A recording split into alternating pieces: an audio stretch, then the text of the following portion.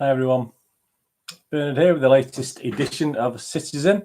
It's Monday the 13th of January, so it's a look back at the 12th of January, which was a good day, wasn't it? It was nice to have a 6-1 day, isn't it? A nice Aston Villa 1, Manchester City 6, so a nice score line. I would have been happy with 6-0, but hey, there you go, you can't have everything in this life, can you? Yeah, a good day yesterday. We'll run through it quickly. There's a lot on the Twitterverse today, obviously a lot of comments, a few records broken yesterday by certain people.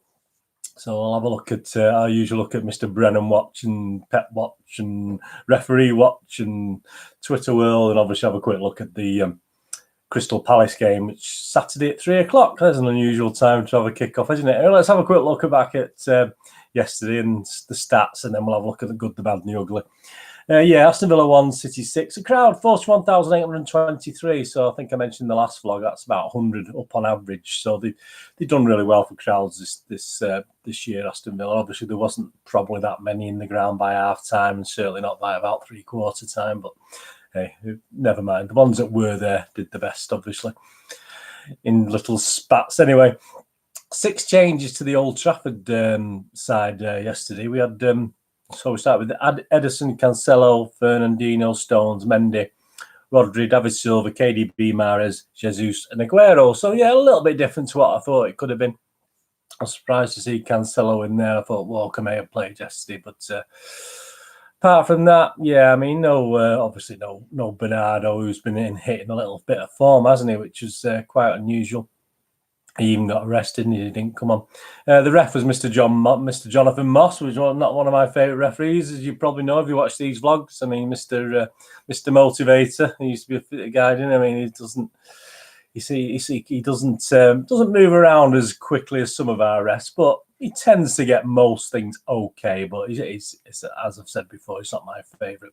Game stats: 29% for Villa, 71% for City.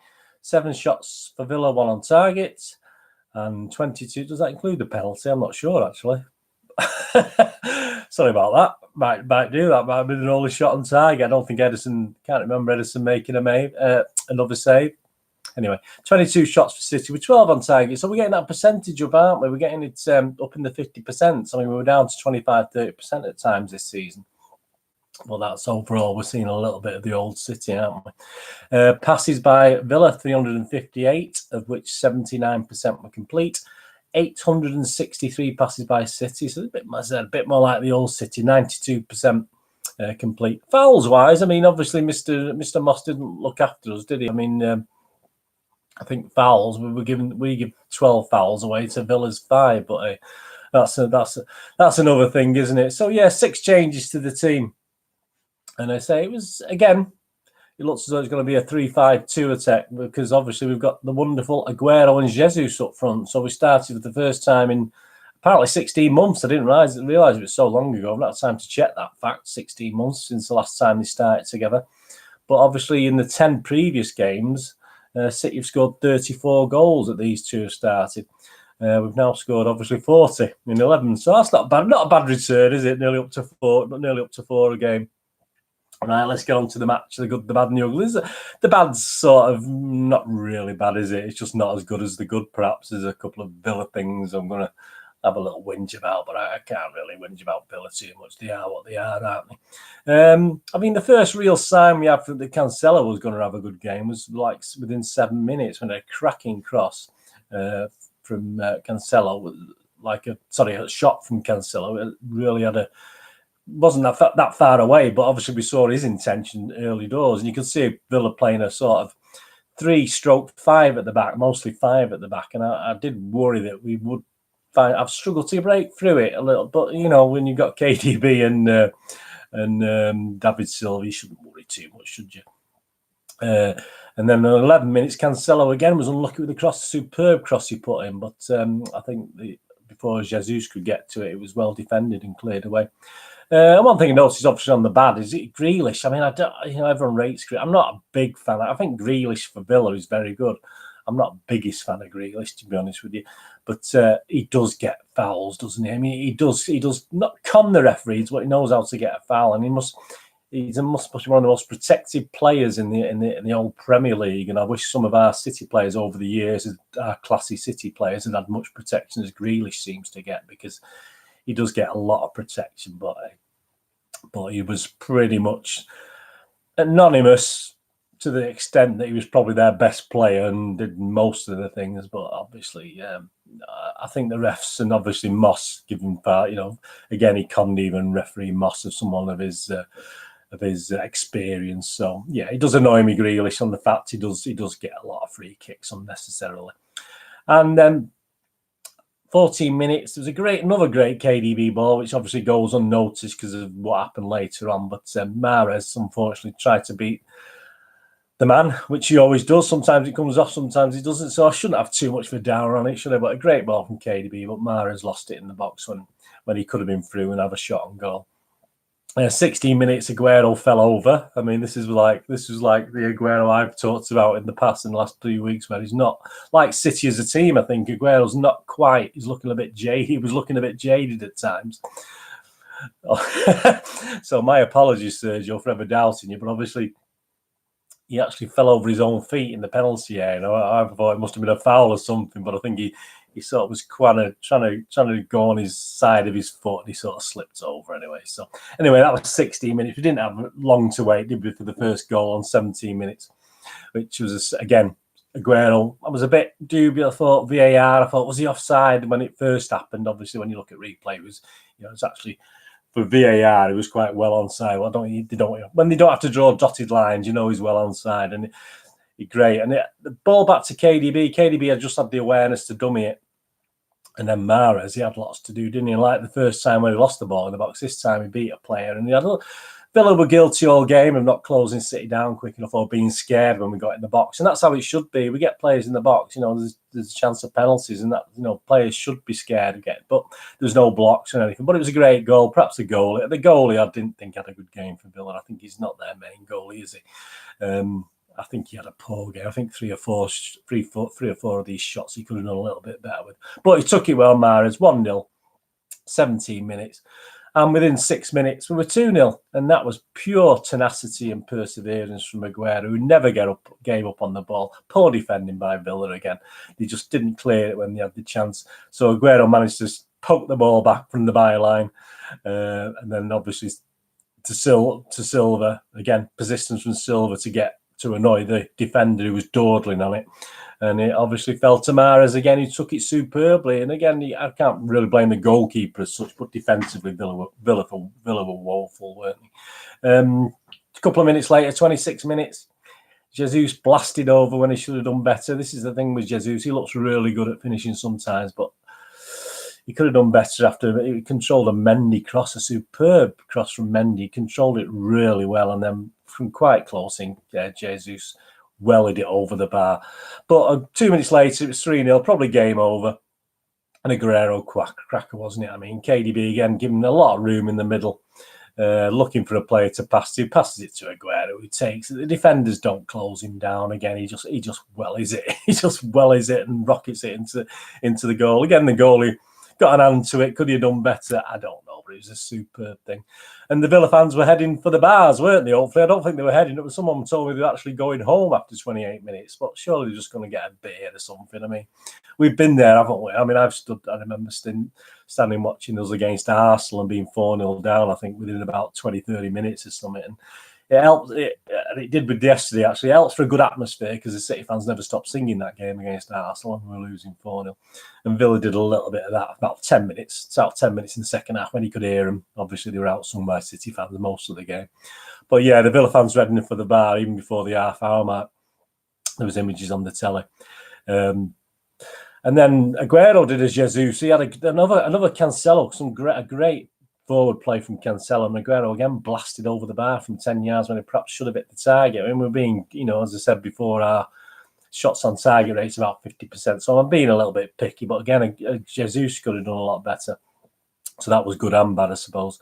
37 minutes, a great David Silva free kick on 37 minutes. Absolutely must have been, I don't know how far away. And most of you can hear the cheer. Obviously, a lot of City fans thought it had gone in from their angle up in the far corner from where the goal was, you know, when the free kick was taken.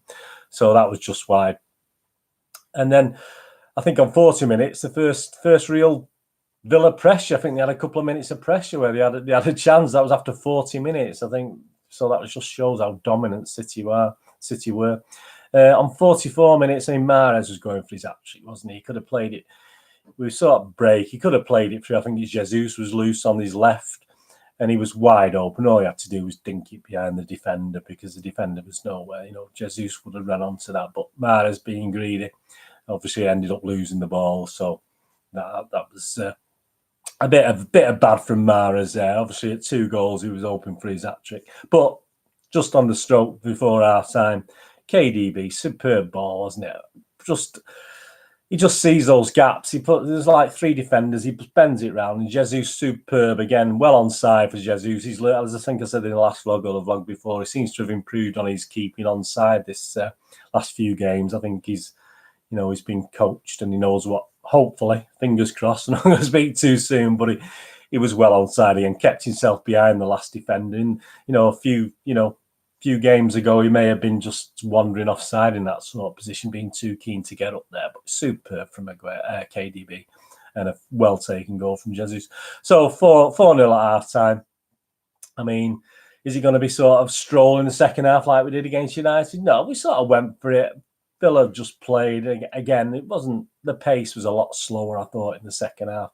We had to wait till the 57th minute for Sergio to become the highest scoring non-English player in the Premier League from a wonderful silver assist. That was on 57 minutes. Took it really well. He had things to do. Again, Villa players didn't close him down quick enough. Give him far too much room. I mean, Villa give City players far too much room all game, to be honest with you. 62 minutes. Substitutions, 62 minutes. That's early for Pep. Otamendi for Fernandinho and Foden for KDB. And I think to respond to this, I think Aston Villa brought one of their ball boys on, because I saw their substitutions. A lad called Nakomba. He looked about 12 from what I could see. I mean, I thought they'd bring giving the ball boys a game, which is quite nice of Smith to do. Is it Smith, the manager? I can't remember his name now. Dean Smith, whatever he's called, the Villa manager. Brought on the ball boy for Luiz. So obviously Luiz went off. Obviously the ex-City player, buyback clause. I don't know, but I'm not overly impressed. I don't think he'd be. I can't see him coming back to City unless he improves vastly. That was 64 minutes. The Villa substitution. 70 minutes. Rodri came off for Gundogan just to give him a further chance. Obviously, we'd put Otamendi on and Gundogan on just to give Villa a little bit of a chance. But on 78 minutes, we've got the Aguero hat-trick goal again. Great, wasn't it? I mean, 6-0, and that's his obviously records for hat-tricks now. So that was 2 records broken in one day for our Sergio. So that's his 12th, isn't it? So it's one better now than Alan Shearer, who did congratulate him on the tweets I noticed later on, which was really nice. And that was 80 minutes.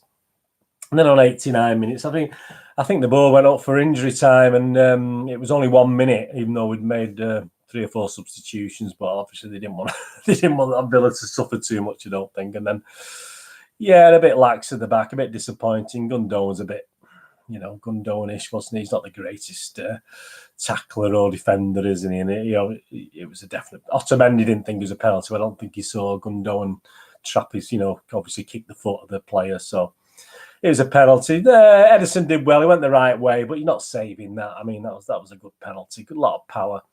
And Ederson, if it had been lower, Ederson would have saved it, but he obviously lifted the penalty. So no clean sheet. So that was a bit disappointing. I mean, it's a bit disappointed at 6-1, but it did finish the game because obviously the kick off and then the final whistle. So that was it. That was the last kick of the game, basically, the penalty. So it was a bit flipping heck. It would have been nice to keep a clean sheet, obviously.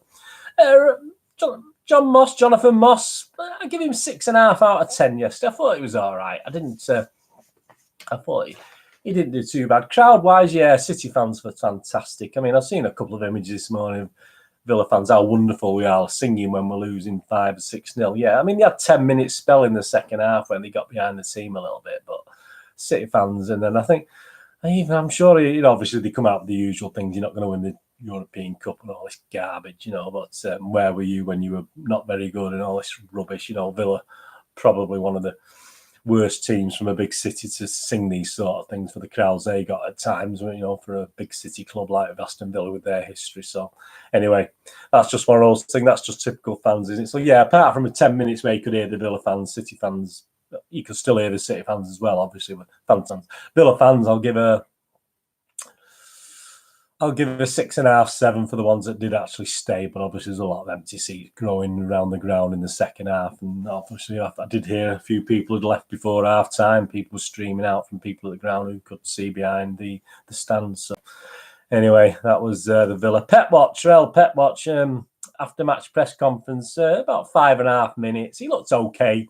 He was reasonably happy. He wasn't bouncing, but he seemed okay. He was asked about Aguero being the best striker, and he used words like "no doubt," "incredible," "it's an honour," "hopefully he'll score more," "he will die scoring goals," "he helps make the Premier League better." So he was positive about Aguero, but then he was asked about Aguero being the best striker, and obviously the best, and obviously his third source was Messi is the best number 9, 10, 11, 7, 6, 5 or 4. So obviously, but he did say Sergio was one of the best of the rest. But obviously, Mr. Pep does love his Messi, doesn't he? So there you go. Asked about tactics. Well, obviously, with the change, with the no striker at Old Trafford, all of a sudden we've got 2 strikers on today.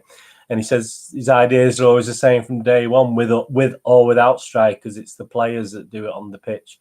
And he did go on to say we're close to qualifying for the Champions League next season, which is a bit, you know, we're 11 points ahead of United in 5th. But I mean, 11, how many games to go? Is it 15, 16 games to go? He's a bit optimistic there, Pep. But so I wouldn't say we're close. Perhaps something was lost in translation a little bit there from Pep. And he was asked about Mahrez as well, and obviously the improvement. Seemingly improvement in Mahrez, and he said the difference in Mahrez is he plays more minutes because his manager is kind to him, and he had played well last season, and he's impossible to injure. Apparently, Mahrez, because he's got no muscles in his legs, so he's like Mr. Bendy, he's like Mr. Elastic Legs. He's got no muscles in his legs, so he can't. Mahrez can never get injured. Pity we can't pass that skill on to some of our other players, isn't it? Really. He was asked about Liverpool. I think going back up to second, you know, he was asked about Liverpool the title, but he just laughed that off and just forget about them, because I mean, I think we all have to really forget about Liverpool now, don't we? I mean, we did weeks ago, didn't we? But obviously, he just said forget about that. He wasn't even going to be drawn on that, to be honest with you. Right, on to Mr. Brennan. Player ratings. I'll give you my player ratings as well as we go through. He did say Kevin De Bruyne, brilliant. Sergio Aguero, outstanding versus Aston Villa, as Manchester City go crazy at Villa Park. So let's have a look. Ederson, his biggest problem was keeping warm, just some standard work with his feet to perform, dive right way for the penalty. So Stuart's given him a 6. As I said yesterday, I'm going to be good. I'm going to be high. I think Villa were quite poor, but I'm going to give high scores today. I'm going to start at a base of 8, to be honest with you, instead of 6 is my usual base, as you know. But so I'm going to give Ederson an 8 because of the whole team and the fact he's there and he galvanises the defence when Ederson's in goal. I don't care what you say. We are a different team with Ederson in net. None of the qualities or non-qualities of Bravo. City are a better team when Ederson's out there. He had one little rush out, I think, in the second half late on where he was caught, but then he managed to get back and the player blasted it wide anyway. So I'll still give him an 8 overall because I think City were absolutely brilliant. Cancelo, his storming runs down the wing were very effective, real challenge to Walker now. So he's give Cancelo an 8. Yeah, I mean, I'm going to give him, I nearly give him an 8.5, but I'll give him an 8. I'll agree with Stuart on that one. John Stones looked like a Rolls-Royce defender City bought, quick, smart and decisive with a hint of steel. So he's give John Stones an 8. I'm not going to disagree with Stuart Brennan. I'll give him an 8 as well. Fernandinho, eased through an hour, applying his supreme powers of anticipation and time to ensure Villa were limited. He's only given him a 7, Fernandinho. As I said, I'm just going to give him an 8 because I'm giving the defenders an 8 there. So I'll give him an 8 as well on that. Bit unkind, I thought, giving him a 7. It was just the defence played really well. Apart from, I mean, even Mendy now, we're going to Benjamin Mendy. Stuart wrote, gave City a threat down the left and mixed up his crosses well. He was sound at the back too. So he given Benjamin Mendy a 7. I'm not giving Mendy a 7. I'm giving him a 7.5 because if City did lose the ball most of the time, it was because of a misplaced pass by Mendy. So I'll only give him a 7.5 Mendy, which is, you know, is still good, isn't it? But yeah, I'll give him that, and Stuart give him 7. Rodri provided the solid foundation for all the decorative work ahead of him. Physically dominant, passing perfect. So he's give Rodri an 8. Yeah, I'm not going to disagree with Stuart. I'll give him an 8 as well. Kevin De Bruyne, absolutely unstoppable, creating goals and chances at will. His substitution was an act of mercy as much as rotation. So Stuart's giving him a 9. I give him an 8.5. Yeah, I mean, I nearly give him a 9, but I say I'm starting from a high base answer with 8 anyway. So if he'd scored, I would have given him a 9.5. But the assists and playing, but he was given lots of room by Villa. So I'm happy with an 8.5 for KDB. David Silva found acres of space and utilised it brilliantly. The recent injury break has done him plenty of good, much sharp. Yeah, David was excellent yesterday. Stuart's given him an 8. I give him an 8.5. Again, similar to KDB. I thought David looked like the David Silva of old, and City looked a lot of the time like the City of old. As I said, even allowing for the team we were playing.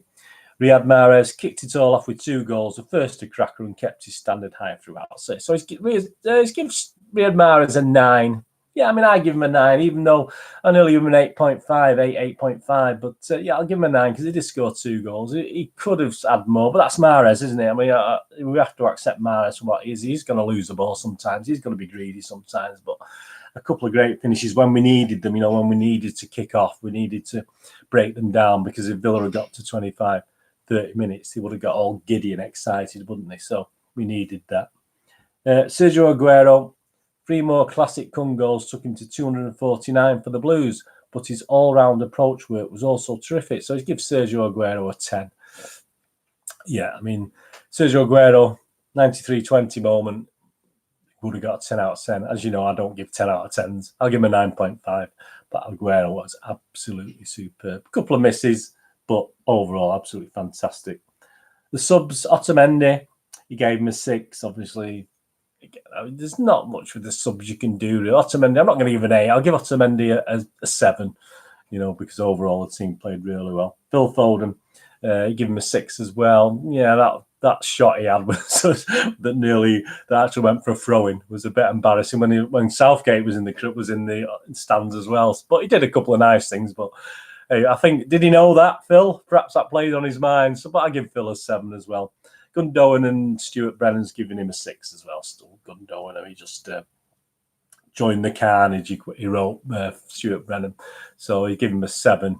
I give Gundogan a 7 as well. So that was my score on that. Have a quick look at Twitterverse, because there's quite a lot, obviously. Lisa on Twitter. At Lisa Raquel, or Rachel, Racheal, at Lisa Rachel.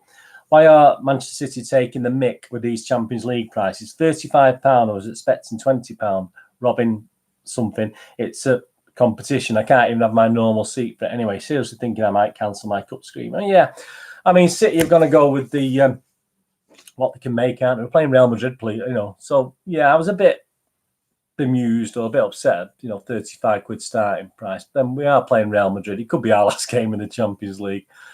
So City are going to price it accordingly, aren't they? They're not going to do us any favours. They never have done. It's a commercial organisation. So I can understand the anger, but it doesn't surprise me. I mean, because that's Henry_Parish18. He agreed the same sentiment. City showing how in touch with the fans they are once again by stiffing them with the prices for Madrid at home. These are a joke. They're not asked about the fans one bit. So there's a bit of animosity about that. That's Silverblue_21. Silver Blue again is this wonderful thing. It's been described as unique, amazing, quality, to quote a few comments, like a collaboration of Dzeko and Aguero. Every City fan should own this book. It's my favourite Christmas present. Buy your copy here. So that's Silverblue, all in small letters, .co.uk. Yeah, and I keep putting this back in the wrapper because I don't want it to get dirty or muddied up when I have a look through it. I always feel as though I want to wear gloves when I'm flicking through it, whatever that. That's still available at silverblue.co.uk, SILVA blue.co.uk. Superb, please. Don't forget that if you've not already got one as a Christmas present. I mean, some meanies haven't bought you that. It's shocking.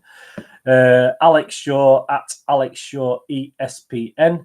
It really is Liverpool. There will be a title race this season without VAR, and that's just a look at. I think, again, looking at something without VAR, and I think City would end up 7 points behind Liverpool at the moment with VAR. But I mean, we know what the thing is. Liverpool have got the benefit. 7 points is doable, obviously, but you can't really say much about what Liverpool are doing this season. So we're not going to whinge about VAR, even though we know it's tainted it. But they're not going to worry about that, are they? I don't blame them, to be honest with you. I wouldn't worry about them either. They waited a long time, haven't they? Kyle Walker, that's Kyle Walker 115, not the Kyle Walker, obviously the politician. And he talks about the handball with the Sheffield United West Ham game. But again, at the end of the day, we saw that ourselves, didn't we, at the start of the season? It's handball. I mean, there's no good whinging about it. That's just part of the law. And I think we've been done 2 or 3 times for the same sort of thing where the ball's just hit a hand, and it just fortunately we had to, and this guy actually gained advantage and he scored the goal. So I'm sorry, that's just how it is. I mean, we can whinge about it all we want, but we've suffered that handball. VAR's a joke. It shouldn't be there. It should be totally taken out of football, but there's not much we can do about it. At Presswich Blue, I think we're going on to comments on last night's game. Villa are such a one-man team, it wouldn't surprise me if Grealish was also pulling pints and serving pies at half-time. So, yeah, apart from falling over and getting fouls all the time. Nigel Gregory at dangerous_Greg. Come on, City, and obviously had it's always nice to have a picture of the program, isn't it? I mean, if you don't go to the games like me, I do get hold of these programs, but I like to see what the programs are like beforehand anyway. Sam Lee on Twitter at Sam Lee. Guardiola is asked if Aguero's his best striker, and of course he said the best is Messi. Okay, then is he the best number 9? Messi? No. He's number 9, 10, 11, 6, 4. No, he said. So he picked up on that, obviously. And someone did comment as, please, why don't you just say yes, he is? But Messi and Guardiola are like, peas in a pod, aren't they? So there you go. Lee Palmer at Lee KP, LEEKPEE. Aguero makes it 3 VAR check to see if he used a fucking rocket launcher to shoot boom. So, I mean, obviously that was his blaster. Obviously checking whether he used a rocket launcher. So that's quite funny from Lee KP there. Fraudy at Agent Fraudy. Where were you when you were singing the Villa fans as thousands of their fans F off after 27 minutes? So yeah, that was quite ironic. I think it's irony, isn't it? So that's quite funny. Dean Smith, the manager, he had a whinge, didn't he? He had a little dig. He had a little Dykes-like whinge. Villa spent 140 million in the summer, yet Dean Smith said our 3 goal scorers cost more than his entire squad. So yeah, I think our 3 goal scorers cost less than what he spent this summer. So unless you had a team that didn't cost anything in the first place, then I mean, it's clutching there. You might just admit you were beaten by the better team. Sergio Aguero just thanked all his teammates at Aguero. Sergio Kun, I'd like to thank all that made this possible. My teammates, everyone at Man City, our supporters, the Premier League, my family, and all of those who help me better every day, and a special dedication to my son Benjamin. So that was nice. And he thanked Uncle Tom Cobley and all. Yeah, I mean, the Dean Smith thing, I mean, Aguero, Jesus and Mahrez cost 119 million estimates. Aston Villa's spending in 2019-2020 was 126 million. So a little bit right. Dean, if you're going to come out with crap, at least make sure you're reasonably right. But there, admit you were beaten, you were terrible, and that's all there is to it. Gary James at Gary James Writer. Last night, Vincent Kompany was rightly awarded with the official FWA Tribute Award, becoming the 3rd ex-MCFC player to be honoured. The award was introduced in 1983, and the following ex-MCFC players have been awarded it: 1994, Dennis Law, and 2016, Patrick Vieira. So congratulations to Vinny, which we all echo. Absolutely. The last one on Twitter today. Crookie at CrookDPC. Just watching all the City goals from today back again. Do you remember a time when shouting, Jesus, 4-0 was a totally different kind of experience? Well, we are back to the Arsenal game I talked about earlier, didn't we?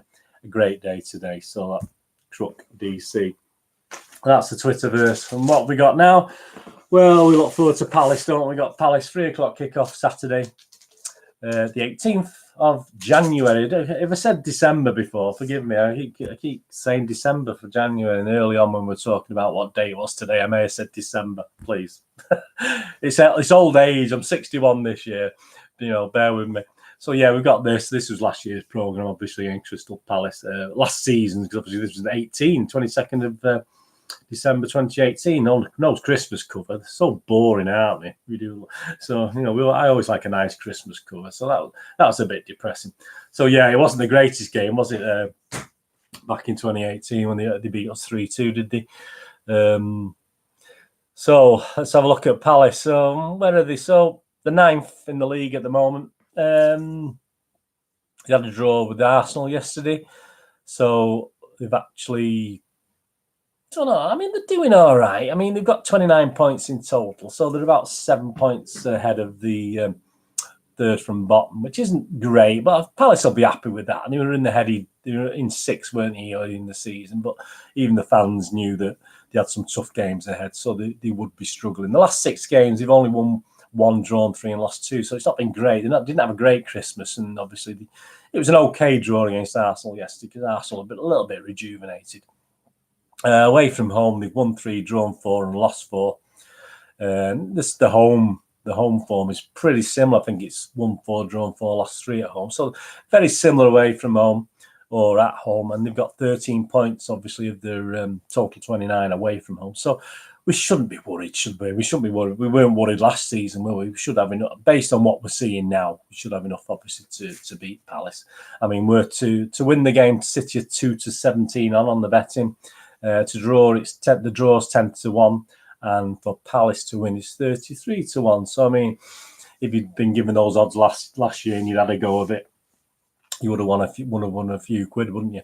Team wise, against Palace, well, is he going to change much to today? I'd love to see Bernardo back in somewhere along the lines, but at the end of the day, are we going to see not changing a winning team? That'd be nice, wouldn't it? I mean, because we've got the thing is, obviously, we play Saturday and we do have a away game against Sheffield United the following Tuesday. So he'll have one eye on that and thinking what players he'll need against Sheffield United, a far more physical team in Sheffield United. Would we see Otamendi? I don't know.